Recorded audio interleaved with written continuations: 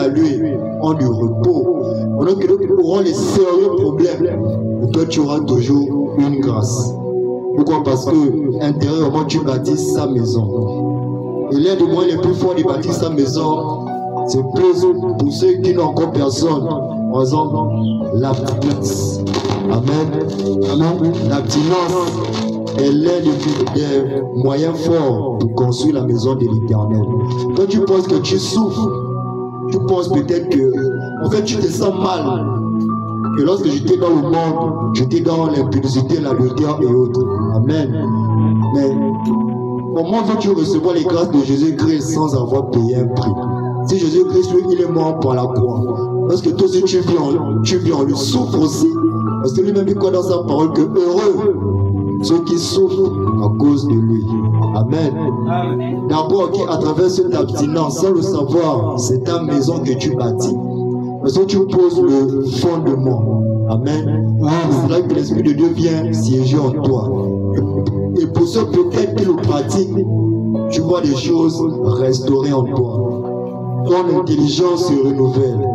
Ta sagesse, en un mot, comme venait de dire le frère dans le livre de 3 Jean, que tu pratiques désormais la justice de Dieu, donc le bien. Amen. Parce que tu fais quelque chose que de nos jours, je dis bien de nos jours, beaucoup de personnes ne font plus. De tout âge, même les jeunes gens le font. Et via tout le monde. Amen. Le fait que toi tu consacres ton corps à l'Éternel, sache que tu l'offres une maison. Amen. Amen. Et c'est là que l'Esprit de Dieu vient en toi. Et tu verras, tu ne forceras plus les choses viendront d'elles-mêmes. Pourquoi? Parce que toi tu fais seulement ces recommandations. Amen. Moi lui-même dit dans le livre de 1 Thessaloniciens que c'est un secret que j'avais découvert, mais j'ai compris que mais normalement c'est ce qui nous est demandé en cette génération. Et c'est ce que je vous demande, c'est que vous marchiez dans la sanctification, dans la pureté, dans la justice et dans l'honnêteté, et que vous vous éloignez de l'adultère, l'impudicité, la malhonnêteté, en un mot la méchanceté. Amen. Lorsque nous regardons de nos jours, l'homme en général, même le chrétien, bon, enfant de Dieu, amen, même les musulmans, tout le monde est désormais méchant, trompeur, mauvais. En fait, tout le monde est corrompu. Amen. Peu de nos jours sont encore justes. Pire, ils craignent Dieu et l'honneur. Amen. Je te livre aujourd'hui un secret que Dieu te recommande. Parce que lorsque tu demeures dans la sanctification, dans la sainteté, amen, cela fait que aux yeux de Dieu d'abord, tu es propre. Et même aux yeux du monde, tu verras, même tes ennemis vont te respecter. Si tu as réussi à abandonner ton péché mignon, le mal qui était habitant en toi, tu verras. C'est comme si tu es né de nouveau. C'est comme si tu renais.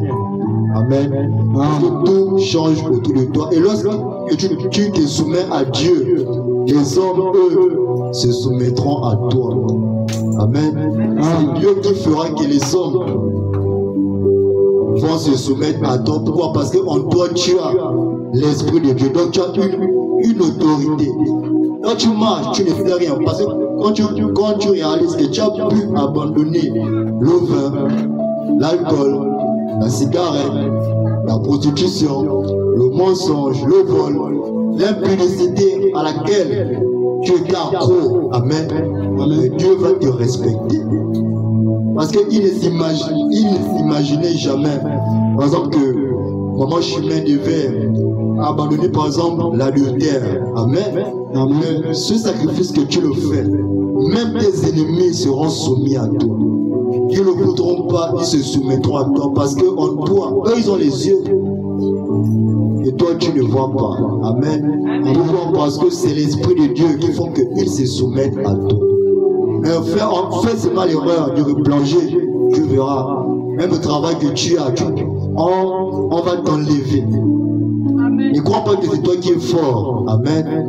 C'est Dieu qui le permet. Parce que tu t'es simplement soumis à lui. Amen. Même toi-même, tu n'es pas fort. Il y a des choses que tu ne pourras pas, mais il prendra désormais le devant. Pourquoi? Parce que tu t'es simplement soumis à lui. Amen. Parce que ton père, ta mère, tes frères, tes parents, tout le monde pensait que Van ne pouvait pas abandonner le mensonge. Amen. Mais Dieu, il a cru en toi. Malgré que tu l'avais accepté premièrement dans sa vie, il a toujours cru en toi. Amen. Parce que je me dis que Dieu nous voit comme des entreprises. Quand une entreprise se doit de développer, de construire, simplement aller dans une croissance. Amen. Pas à court terme, mais à long terme. Amen. Si tu es une entreprise pour Dieu, tu dois produire en toi la richesse. Amen. Un bon fondement pour que ton entreprise évolue. Mais tu as eu une entreprise, le parent voit qu'il y a le marché que mon frère bien, ma soeur a, n'ira loin. Amen. Mais Dieu dit peu importe, ça ira loin. Amen. Même si que tu as commencé boiteux, c'est-à-dire tu servais Dieu à moitié dans le verre, dans l'alcool, mais il a toujours cru en toi. Tout comme il croit toujours en toi. Amen. Alors, je veux toujours dire à beaucoup que la délivrance, la guérison, ces choses-là, normalement, ne peuvent s'opérer que par toi. Sur le plan physique, tu pars à l'hôpital, on te donne les médicaments, tu vas guérir. Amen. Le docteur t'a dit que là, on ne peut plus. Et que tu viens dans la divinité, plus aux yeux de Dieu. L'homme de Dieu pourra faire ce qu'il fait. Amen. Il pourra prier, il pourra, tu peux même être baptisé, consacré. Amen. Amen. Mais si toi-même, tu n'as pas tué en toi, c'est ce qui t'empêche d'être guéri et d'être libéré. Sache que tu finiras ta vie ainsi. Amen. Parce que moi, c'est la vérité que je préfère toujours leur dire. Et ce n'est pas moi qui va faire quelque chose. Et c'est seulement si tu es en accord avec Jésus-Christ. Amen.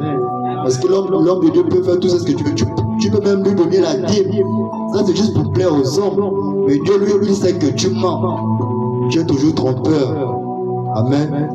Je ne sais pas si jusqu'alors vous me suivez. Amen. On peut continuer là. Donc, tu peux tromper les hommes, mais pas Dieu. Parce que Dieu connaît ton fondement. Il connaît comment tu construis sa maison. Il dit la parole de Dieu que si tu bâtis une fausse maison, sache que son fondement n'ira pas loin. Lorsqu'il y aura le vent, ça va partir.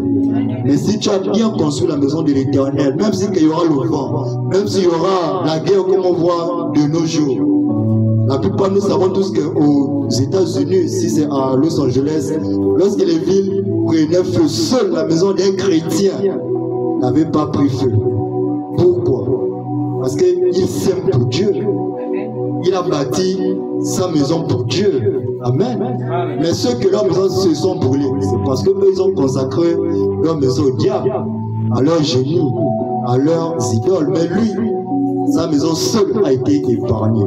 Là, si sur l'aspect physique, lui, sa maison a été épargnée. Mais là, toi qui es sur l'aspect spirituel, quel vent, quel tonnerre, quel démon, quelle maladie, quel problème va te surmonter? Amen. Toi-même, tu as la clé de ton mariage. Tu as la clé de ta délivrance. Tu as la clé de ta guérison. Tu as la clé de la situation à laquelle tu fais face. Moi, je peux prier, mais Dieu ne peut même pas m'exaucer. Dieu peut même me frapper. Et tu pries sur lui, sur elle. Il peut m'ouvrir les yeux et tu marches mal. Attention. Amen. Toi-même, tu es le cœur. Parce que lorsque tu vas aussi t'arranger avec Dieu, tu verras aussi que tout sera en accord avec toi. Là, tu auras la guérison. Même tu auras la délivrance. Même tu auras le mariage que beaucoup cherchent. Amen. Si tu gaspilles, c'est aussi toi-même. Parce que ta vie, c'est comme le foyer. C'est comme une relation. Tant que tu es sur les bons rails, Dieu aussi, il t'accompagne dans ces rails. Et là, si tu dévies, c'est toi-même. Amen. Moi, c'était sur l'aspect spirituel que tu dois bâtir. Tu dois prendre conscience de cela, car ton corps est le temple du Saint-Esprit. Que c'est à travers ton changement intérieur d'abord que tes valeurs vont ressurgir. Amen. Car toi, Dieu t'a destiné à un avenir grand. Tu es né dans une famille. Tu n'as pas la même destinée que cette famille. Tu n'as pas la même étoile que cette famille. Si dans ta famille, tout le monde était stérile, tout le monde était mort spirituellement, parce qu'il y a d'autres qui peuvent vivre. Ils sont déjà morts. Et parfois dans une famille, tu vas voir quelqu'un mendier. Laisse-moi te dire qu'il a vendu sa richesse dans la sorcellerie. Il est toujours là pour vouloir recevoir de vous. Tu peux me trouver 500. Je n'ai rien à manger. Parfois, ce sont des membres de nos familles qui ont vendu leur postérité dans la sorcellerie. Et pour beaucoup, ils finissent sans femme. Chez les femmes, sans mari, sans enfants, sans rien construire. Tu penses qu'ils sont toujours bizarres comme des maboules. Attention, il est même le plus sorcier de ta famille. Amen. Parce que moi j'ai dit, moi aussi je vois ma richesse sur le plan spirituel. Tu peux me voir comme je suis, mais je m'investis beaucoup spirituellement. Parce que si le sorcier il a compris ça, maintenant pourquoi pas moi, l'enfant de Dieu? Parce que lui il reçoit spirituellement, mais lui c'est la nuit et c'est bête. Parce que ce n'est que de 24 h à 6 h. Il est dans son monde, mais la journée, il est là comme un mendiant. Tu te moques de lui, mais lui rit sur toi. J'ai un membre de ma famille comme ça, il m'avait dit une parole, alors je sais qu'il était. Et c'est souvent celui que tu négliges, que tu ne vois comme rien. C'est même lui qui est le plus dangereux. On riait, mais moi ça reste dans ma tête. C'était resté dans ma tête. Amen. Donc j'ai compris que, il est bizarre, mais j'ai compris qu'il a tout vendu spirituellement. Amen. Toi aussi, si tu le fais spirituellement, tu t'investis spirituellement. Mais Dieu, lorsque j'aime te dire que des maisons, tu habiteras dans des maisons que même toi tu n'as pas dépensé 100 fois. C'est vrai. Amen. Parce que Dieu, ce n'est pas lorsque toi tu t'attendras. Peut-être que Dieu a prévu que c'est dans 5 ans que tu hériteras de cette maison. Oh ma chère maman Nathalie, tu auras ton courant. Amen. Le moment tu sais. Mais lui-même, il connaît. Amen. Il veut juste voir ta foi et ton degré de persévérance. Moi, j'aime te dire, pour moi, ce ne sont que des péchés juste pour t'embêter. Amen. Si tu t'investis spirituellement, en ouvrant des offrandes, tu fais tout ce qu'il faut. Auprès de l'homme de Dieu, c'est toi qui vois. Le salut est personnel. Amen. Sais-tu qu'en le faisant, je l'ai dit au départ, toi et ta famille, vous n'avez pas la même destinée. Peut-être que la 5e génération, comme nous sommes à la 5e génération dans notre pays. Si quelqu'un au départ, parmi tes ancêtres, a vendu aussi spirituellement toute votre famille. C'est pourquoi on voit les femmes n'arrivent pas à aller en mariage. Ne t'aime pas ton mariage, mais elle est toujours à la case départ. Parce que celle ou celui qui a fait ça, il a baptisé avec une mamie Wata, un serpent, amen, qui depuis 1, 2, 3, 4 générations, que tous ceux qui veulent quitter ce siècle-là, le meurent, ou bien ils sont stériles, amen, ou bien les enfants, quand ils atteignent plus le niveau terminal, c'est leur tout bascule. Ce sont des contrats, amen, parce que quoi, ils ont misé toute leur richesse dans la sorcellerie, amen, s'enrichir sur toi par le sang. Tu vois que même le sorcier bâtit son fondement, mais lui c'est dans la sorcellerie. Amen. Tu veux dire que nous sommes dans un cercle, tu es aussi dans un cercle familial. Mais lorsque le génie là voit que quoi, c'est quand même Alida qui veut quitter le cercle. Et depuis maman Jeannette a fait, c'est comme Alida. Elle est qui? Elle est quoi? Elle vaut même quoi? Amen. C'est là que j'aime toujours dire que les démons là, ils vont quitter leur maison pour venir t'attaquer. C'est pourquoi tu es persécuté. Parce que toi tu fais comme mal impossible. Amen. Vous pensez que les grandes personnalités, pour que le président soit président, est-ce que l'on connaît les sacrifices qu'il a fait? Pourtant il était au même niveau que les autres. Est-ce qu'on sait le prix